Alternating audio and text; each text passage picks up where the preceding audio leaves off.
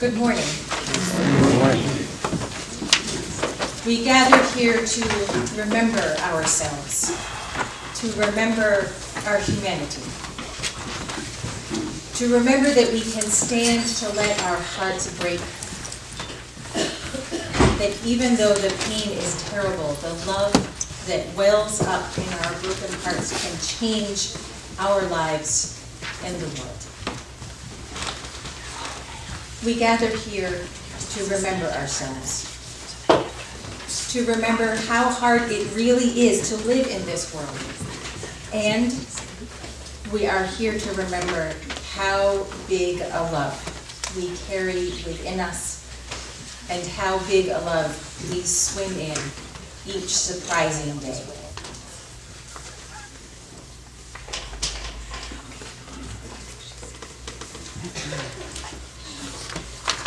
Two members of our choir, Heather Crowley and Janice Tierney, will light our chalice this morning, and I invite you to speak the words of our covenant, which are printed in the order of service.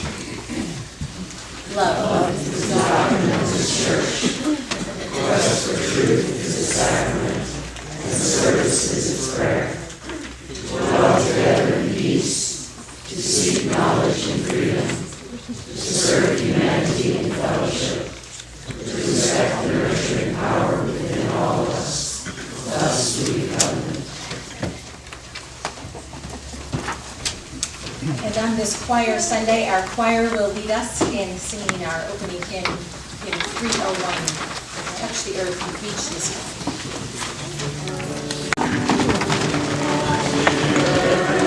Reach the sky, on the shores of Spirit's fly, over the ocean, over the land, away the west to understand.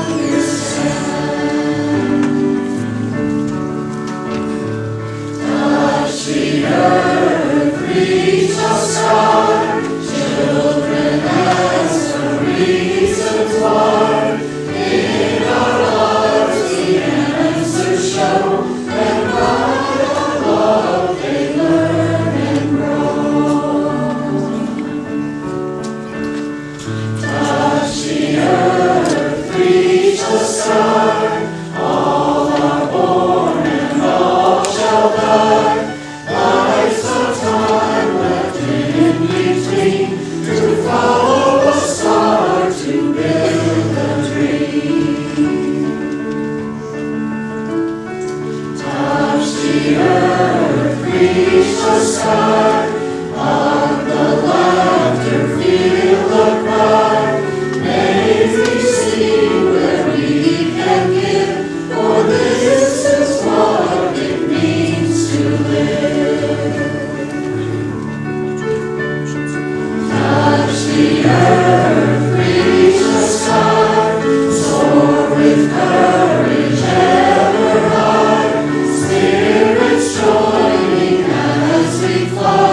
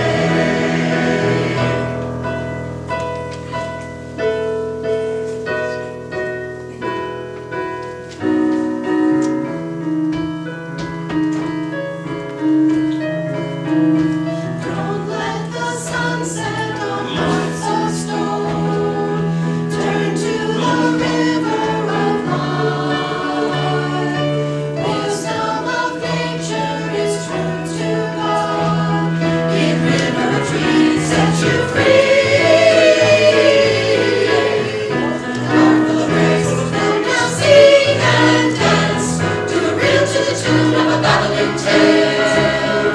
Do you kneel to the tune of a babbling tale? Let your heart be glad. Let the song of the river take you away. Dance to the tune, sing to the moon. Oshaloo, oshaloo, let the river take you.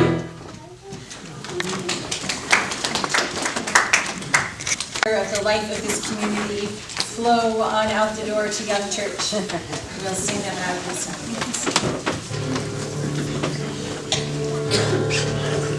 It's a gift to be simple, it's a gift to be free, it's a gift to come down where we ought to be. And when we find ourselves in the place just right, we'll be in the valley of love and delight. When true simplicity is gained, to bow and to bend we shan't be ashamed.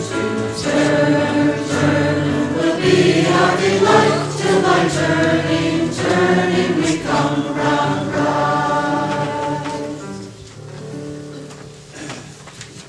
The life of our community for both this year and for some years to come. And so we are getting a chance to hear some stories and celebrations from different members of our community.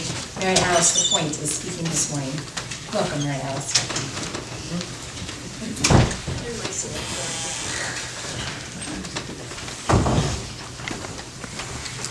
Good morning, everyone. Good morning. I have to admit, until I walked in that door, I didn't actually know that I was speaking this morning, so I haven't technically prepared anything, so you'll all forgive me if I do a little off the cuff. So when I was thinking a little bit about giving to FUUSE, I was thinking, how do I think about it? And so I want to talk about something compelling this morning. What better subject than taxes? I didn't know about taxes. I actually don't totally resent paying taxes. And before you all get up and strap me into a straitjacket, I'll explain.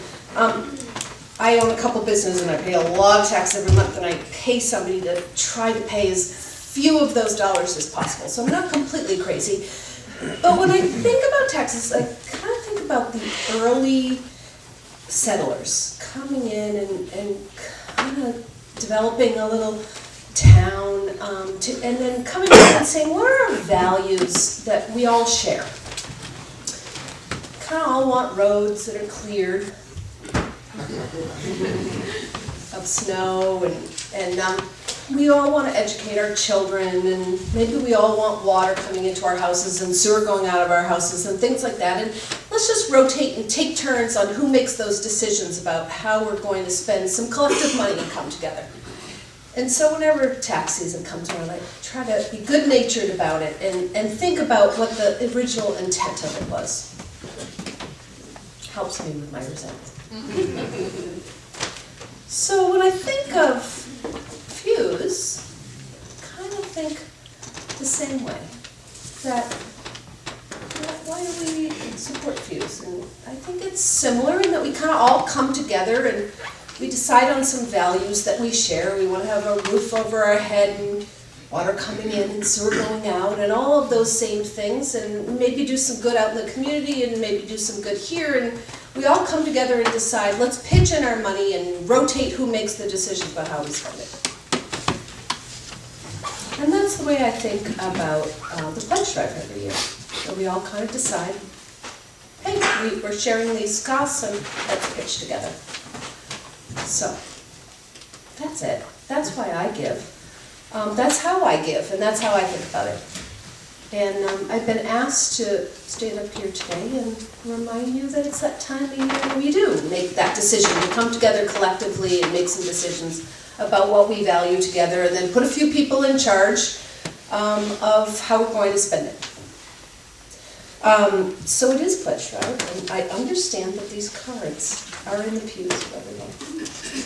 And having rotated off the pledge committee that I was on for 3 years, so now I'm not anymore, I will tell you that one of the hardest parts of that job was the length of time it takes for everybody to make that decision to come together. And I might ask you, as someone who's just rotated off, to do it soon and do it often. Get around to it and get it done, because it makes those people who are on the pledge committee this year's job just a little bit easier. And if you don't make it easy on them, then you'll be in charge next time. Okay, thank you. As you probably know, this year we are not only running our annual fund, but a capital campaign at the same time. And we're asking people to think about how we, just as Mary Alice said, how we share the annual work and the daily work of making this wonderful community possible. And we're also thinking about how we step into the future together a little bit. And so there are conversations this week, a couple of more opportunities to come and hear about that capital campaign and about the renovations to make our building more welcoming and flexible. So come to one of those chances this week to hear about what's happening and ask any questions that you have. We want to be sure that there are lots of chances to be in conversation with each other. There are 2 chances on Wednesday, and you can talk to Wayne Lucidian or Skip Barian. This morning, they're both here. Can you give a wave, Wayne and Skip? They would love to talk to you today or anytime, including Wednesday. Thank you for all that you do, each of you, to sustain and celebrate this community.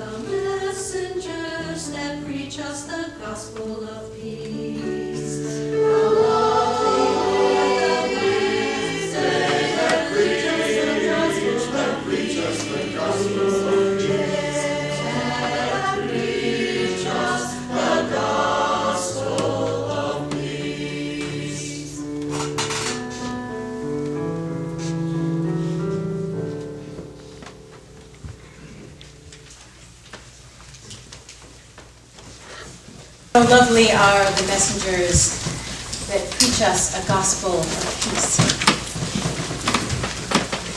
And what if we are those messengers? What if it is you and I who carry that message of peace in this troubled world? What if all together we make up the choir, singing that message in 1,000 ways, in small kindnesses to each other, and in bold presence in the world. Let us keep carrying that tune, even when there are loud interruptions all around us.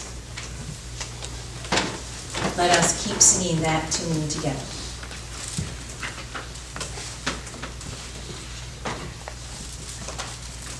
One of the ways that this community keeps passing that song, that message of peace along, is that once a month we give away our offering. One of the collective values that Mary Alice alludes to is that we know we have enough here that we want to keep sharing it. And this morning is a Give It Away Sunday. So this morning we will give away our offering to an organization that helps people at the end of their lives who don't always have the money to ease that passage. Marsha Filion will speak to us about this. Welcome.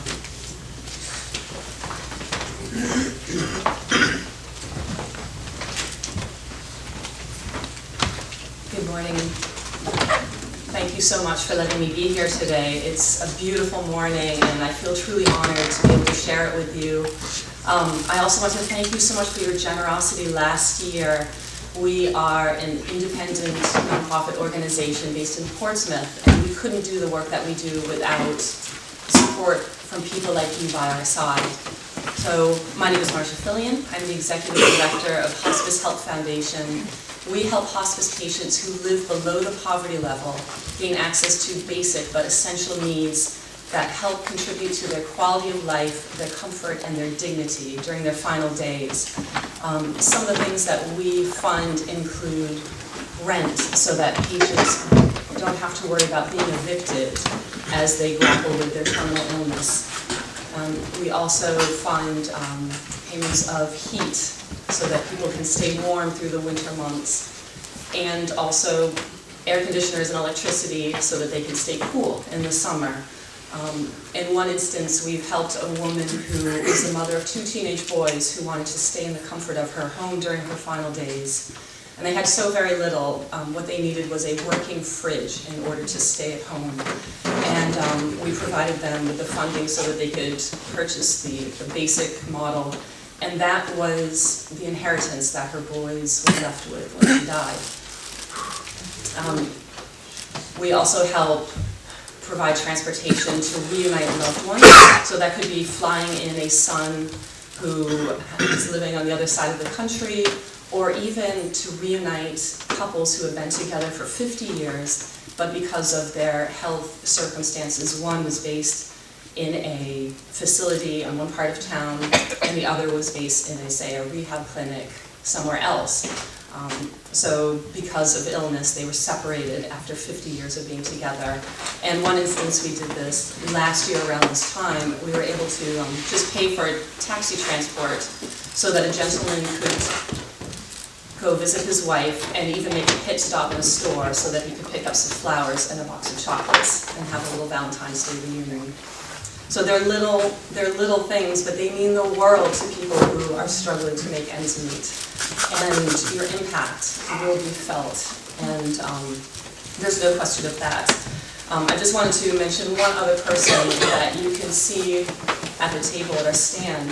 His name is John. He was a Vietnam veteran, but he was housebound for the past 4 years because of shortness of breath, and he also lacked transportation.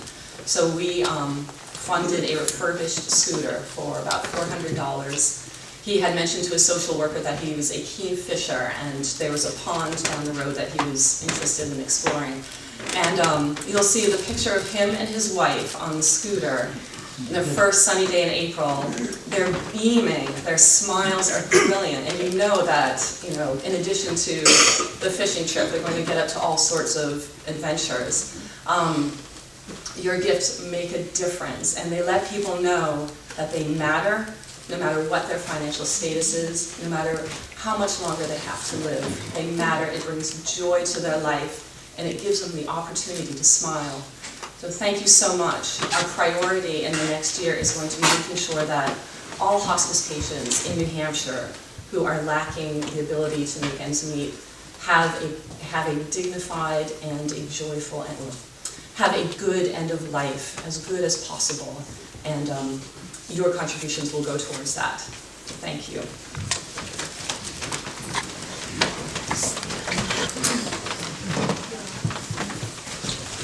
During this offering time, in addition to the gift that you will share with people all over the state as they face the end of their lives, knowing that they matter, I also invite you to light candles.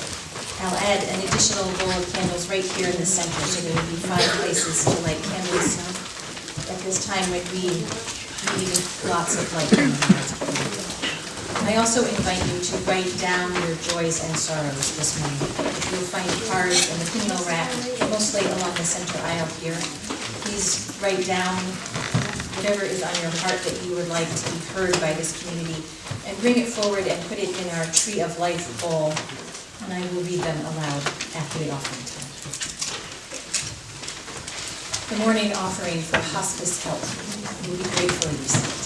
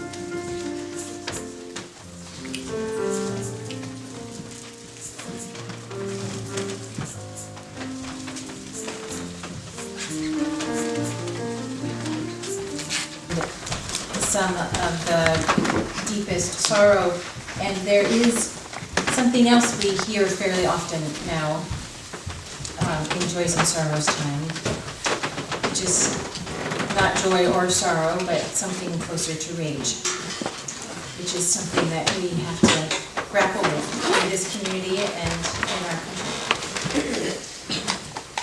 And we make this time in our worship together to hold all of it, to know that even as our hearts are breaking and we are full of rage, there is still some profound and important sweetness and joy that we want to honor and make space for. So we want to celebrate love, and Deb and Frank Merrick celebrate their 23rd anniversary today. And Anne and Tony Tufts are delighted to have great-grandchild, Tony. Number 4. Another word here. Connor, welcome. Connor. Connor James Walsh was born to Brianna and Michael on January 31st, and all are doing well.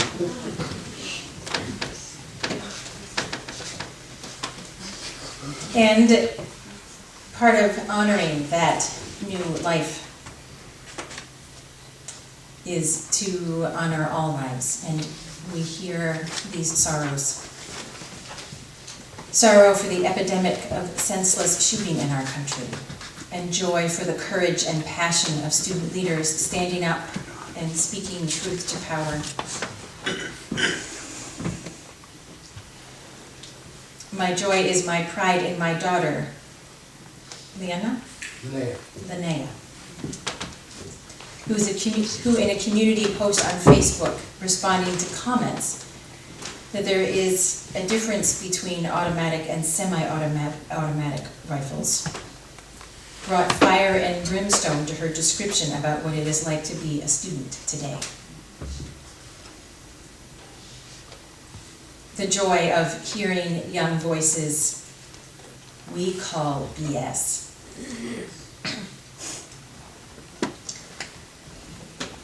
Deep sorrow for the children of our country.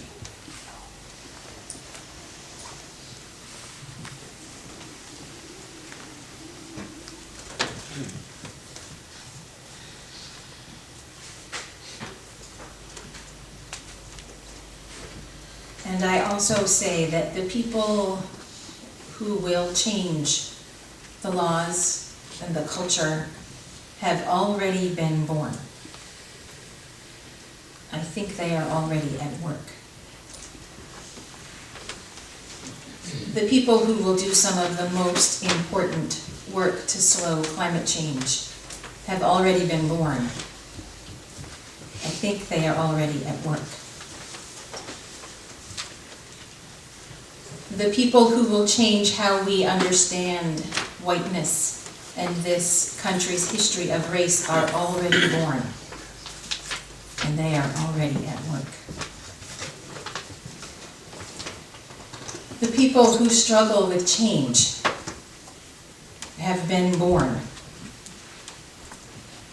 and are struggling now.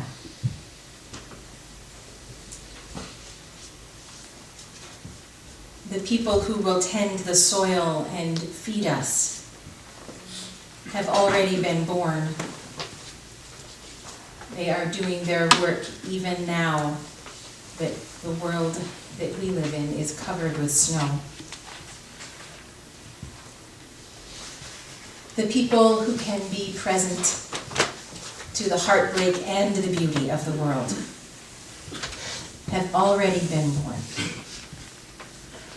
They are doing their work now. We are here.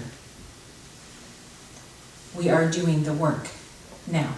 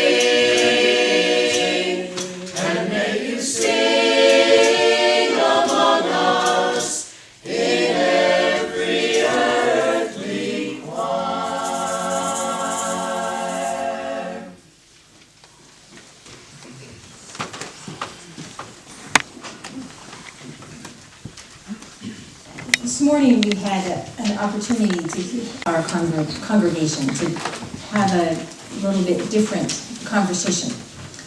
And so I get to welcome Asia Dorsey this morning. She and I got to have, well, we guess we've had a couple of conversations this week, haven't we? And I wanted you to get to be in part of those conversations. And so Asia and I are going to have a little piece of a conversation for a few minutes this morning. That's good. I can feel this microphone wants to have a little feedback for us, so we'll try to welcome.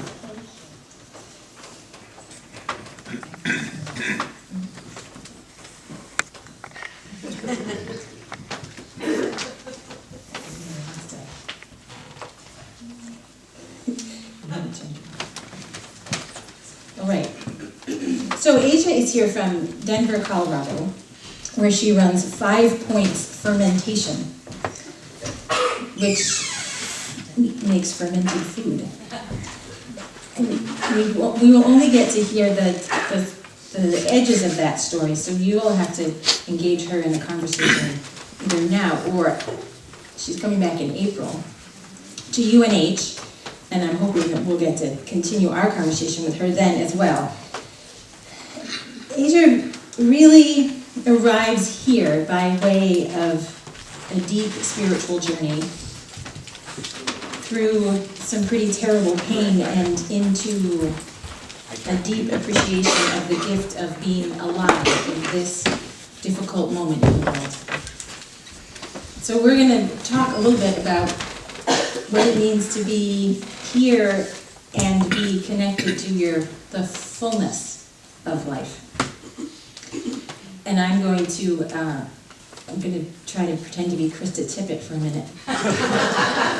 They're all laughing because I talk about this public radio program called On Being all the time. And the host is named Krista Tippett, and she gets to interview these amazing spiritual leaders in the world. And she always asks them the same question at the beginning, which is, tell me about the spiritual context of your childhood or growing up.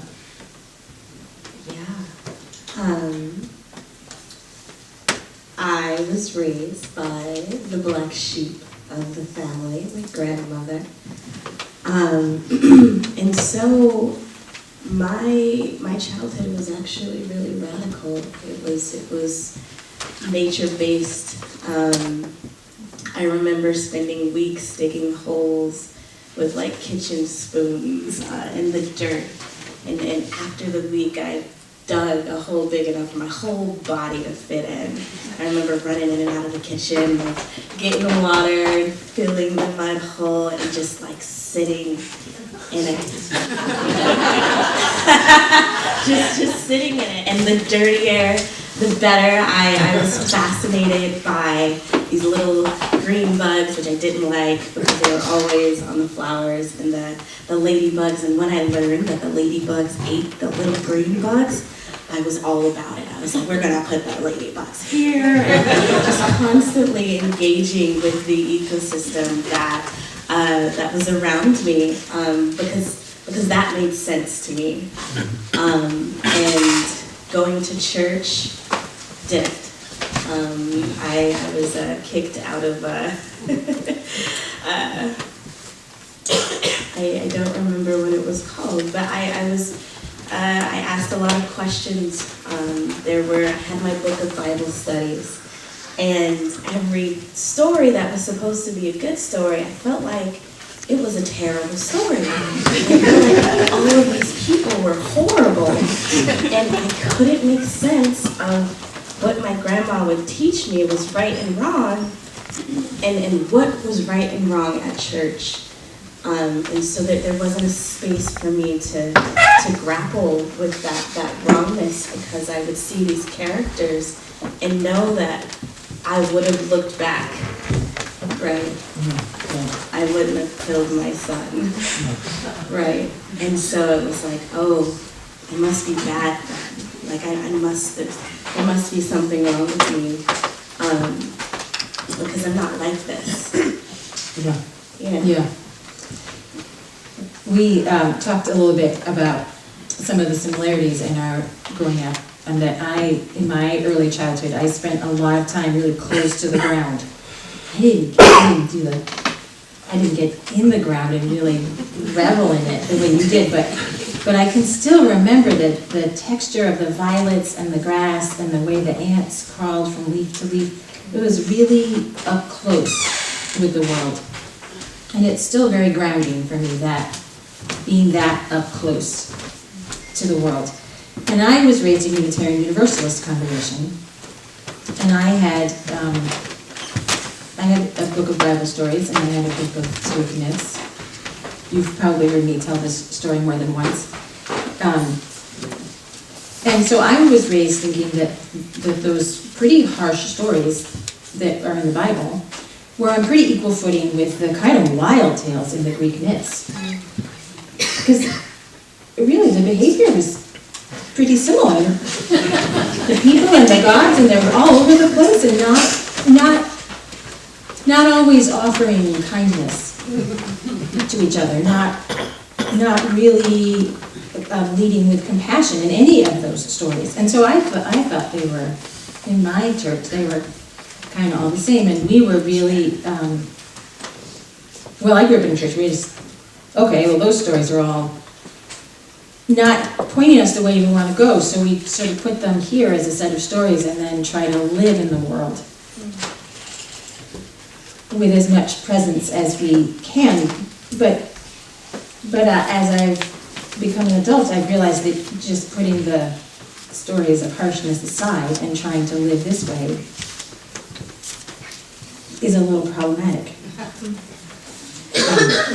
So we got to have a conversation about a version of that too, which was really about how do you live with your ancestors.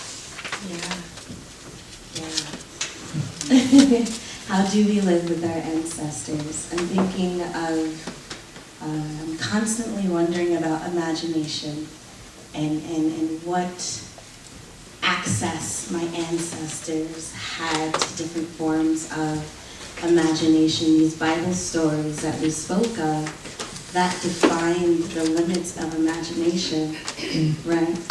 Because that was the norm. And so while we're in the world trying to create a different being, it's like we're having to organically create these new ideas from scratch. And that requires imagination. And I'm thinking about the ancestors. We like to imagine that the ancestors live in the past, but I would contend that they live in the future. I would contend that when we're thinking about imagination, that having our ancestors be active, having our ancestors be now and next, helps us when we're talking about how do we honor our ancestors, right? And we have this linear way of thinking that I think doesn't honor our existence right now. Right now, time is not linear. And in the work that I do in my community, we acknowledge that we are the ancestors, but even in microbiology, right, we are holding the microorganisms of all of our ancestors. They are the ones who are our first defense. They are the ones who help us to synthesize everything that we come in contact with, and they are covering us. We are covered by our ancestors. They are not in the past, and that's what I really liked about you saying that, like, the people who will change the future are already here, and they're already doing it. Yeah. And so we talk about ancestral trauma, right? And that we have these DNAs that are very specific, but that it's not actually what's there, but how it's reacting to our lived realities, right? And so it becomes really easy to understand that as we're engaged in the now, and as we begin to heal our physical bodies, our mental, our spiritual, emotional bodies, right here, that it has this rippling effect that's circular, right? You're healing both the past and the future by healing what's right now, right? We think of DNA as a closed of set books, and they open depending on what knowledge we need at the moment. Imagine that we close the book of coloniality, that we close the book on racism, that we close the book on feminism and begin to write new stories so that our future generations have access to new books, access to new imagination, right? Because our children and our grandchildren will be the ancestors, right? And so I'm constantly thinking about how we begin to rewrite those stories, those terrible stories from the, they were so bad, they were so bad for me. I feel, you know, that my life has been engaging in fictional worlds and sci-fi realities, constantly searching out better stories to pin my imagination to, because I was upset at the Greek gods as well. I was just like, wow, everybody was so messy. They were all terrible. It wasn't, you know, like, and I was like, wow, if that's the best that we can get, that's the best that we can strive to. It's like, is there any hope? Now when we talked, you did talk a little bit about being in Young Life and talking about Jesus. Yes. About Jesus for just a minute. Okay. And then I'm going to dip us back into linear time. Yes. And so we'll continue our conversation, hopefully, when you're back at the University of New Hampshire for your nonviolence workshop in April. Yes. Okay, but we'll just do a little Jesus before we let you go. Absolutely. Jesus is my homie. And I really love it. So in high school, I got to engage with a program called Young Life. And it was phenomenal because it was only talking about Jesus. They didn't even bring up that old book because I was traumatized by that. I really was. And I got to engage with Jesus through so many different frameworks, right? The radical Jesus from the civil rights movement, liberation theology, like all of a sudden we had a superhero, right? This magical Jesus. And then we could be like Jesus right now, right? And I loved the way that Jesus could interact in the right now, that I could ask myself, what would Jesus do in this situation? And have him and them, I feel like it was a social movement, but just have them right here in the present as one of the many models, right? Because once we take Jesus and we don't attach him to the old book, all of a sudden you get a person who's complex and compelling. And then you can add him to the pantheon of your people. So Jesus is sitting right next to Vandana Shiva in my personal pantheon, next to, right, Richard D. Wolf, right next to all of these amazing people who I believe are my ancestors too, right? Even if we're not genetically related, like these are my pantheons, right? Like this is how I've been able to begin to construct reality and to construct future and begin to even plan into something. We have these amazing people that we can help walk into and that we can remember, but also pull into the future. Loved Young Life, even though I didn't jump for Jesus. That's a different story. Yeah. We'll get into that. We talk in our congregation a lot about that we have familial, genetic ancestors, but also spiritual ancestors, and that we that they're all part of our family and who we are. So it's wonderful to hear you describing that in your own experience. Yeah. And I think that some of the music that all music that we're hearing today is that way of connecting us to a set of spiritual ancestors. There may not be, very direct lines, but these are musicians and singers who are working in the same vein in the world, and and we know that we're on the journey with them, and we can keep each other hopeful and alive and present. Thank you for being here with us this morning and for engaging in this little piece of this great big conversation. And I hope we do get to have a little bit more conversation when you're visiting again in April. And we, of course, will keep the conversation going, fermenting here. Sauerkraut ready for a minute? We'll talk about sourdough bread and sauerkraut next time. And I invite you into just a few moments of meditation. You can either sit right with me or sit with Sylvia, or wherever you feel surrounded. Good. I want to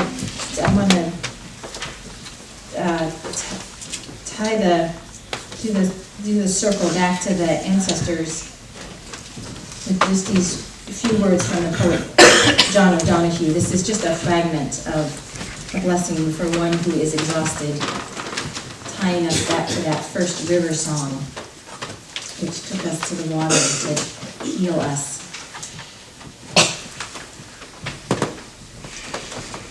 A blessing for one who is exhausted. There is nothing else to do now but rest, and patiently learn to receive the self you have forsaken for the race of days. At first, your thinking may darken with sadness and take over like listless weather. The flow of unwept tears may frighten you.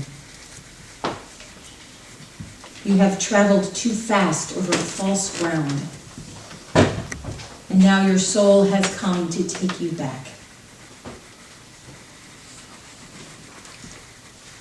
Take refuge in your senses. Open up to the small miracles you rushed through.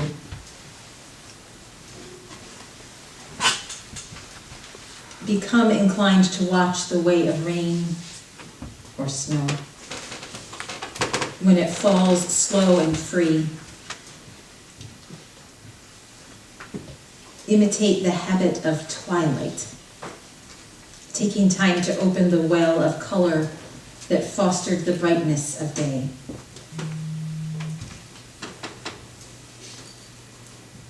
Draw alongside the silence of stone until its calmness can claim you. Be excessively gentle with yourself.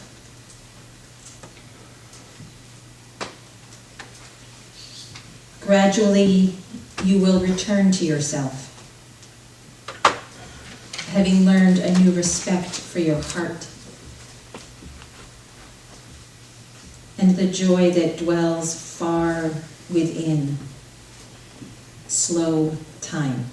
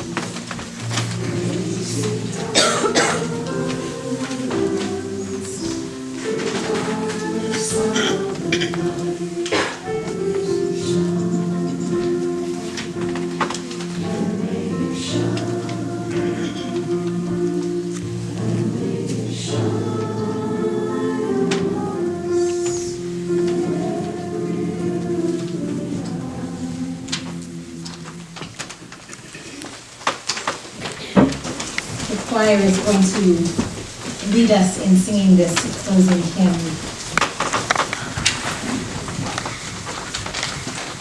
Oh man, I kind of want to hold on to that diamond kit.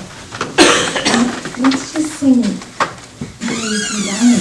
together again. And then hear that benediction song. Does that feel all right? Diamonds again. Just that little bit we just sang. Let's sing it again. Choir will. The choir will support our theme, and then we'll say our benediction together and stay for a benediction song.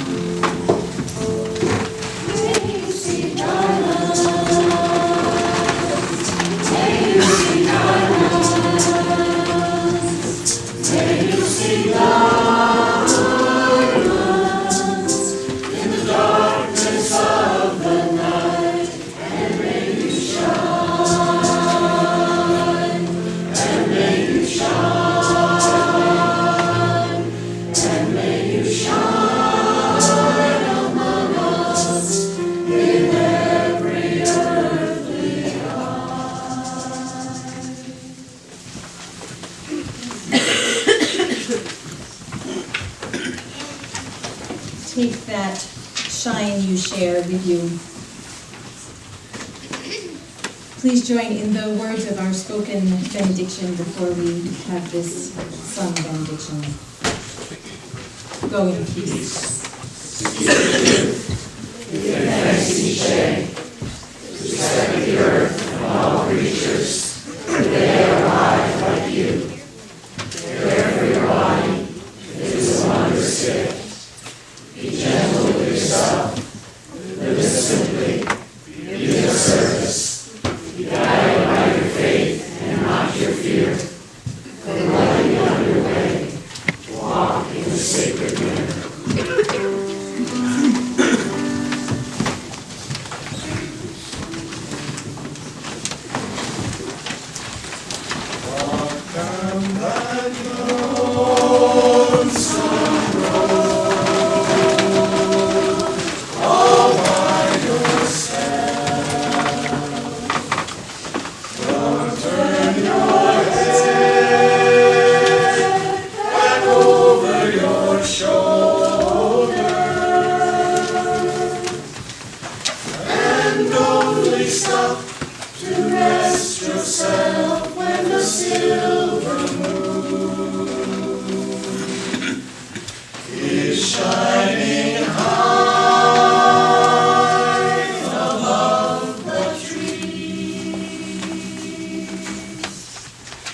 If I had stopped to listen once or twice,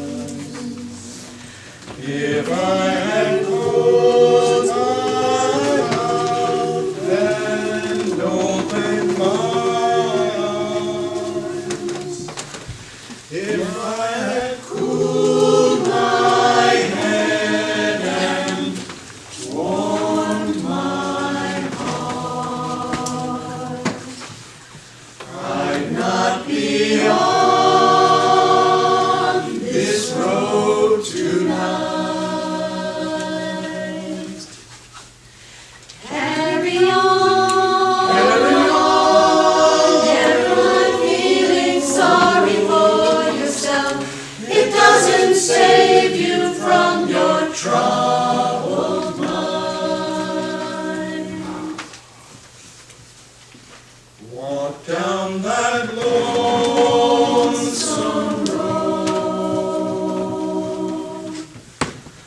all by yourself. Don't turn your head back over your shoulder, and only stop to rest yourself when the silver moon is shining high above the trees.